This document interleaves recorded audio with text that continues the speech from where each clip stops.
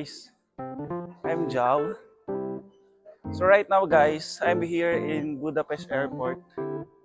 So pupunta kami ngayon sa Italy. Siyempre kasama ko dito si Awi. Siyempre yung master namin na yun, busy. May on call guys.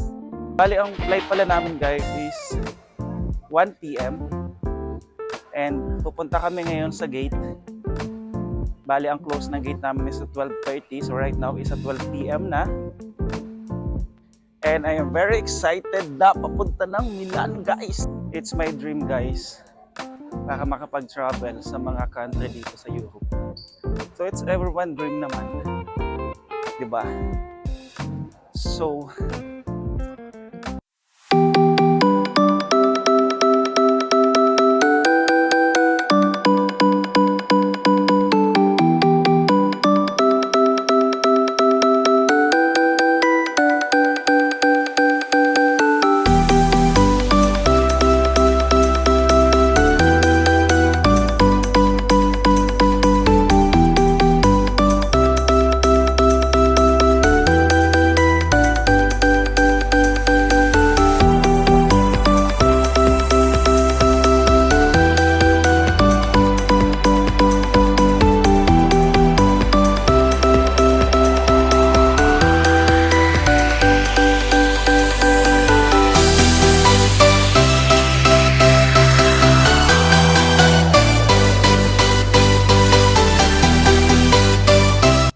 din yun, sumakay kami ng bus papunta doon sa Milan Centrale from Milan Airport ng almost 45 minutes, siguro yun.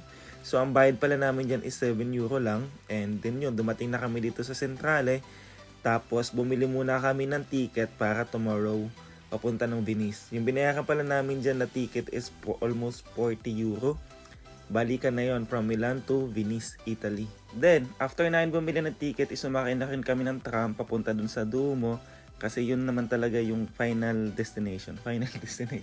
Yung pupuntahan namin dito sa Milan, yung Duomo. At andito na nga pala kami kasi saglit lang naman.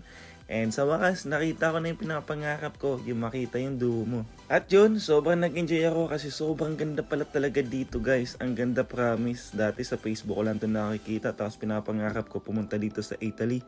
At yun, sobrang nag-enjoy talaga ako dito. Tapos pinipil ko lang talaga yung mga oras na nandito ako. And yun, nakakamangha talaga kasi ang laki ng simbahan, tapos sobrang ganda pa. Tapos yun, nag-i-enjoy lang ako. Tapos kinagabihan, eto naman, may mga party kaya ang saya. Panoorin natin.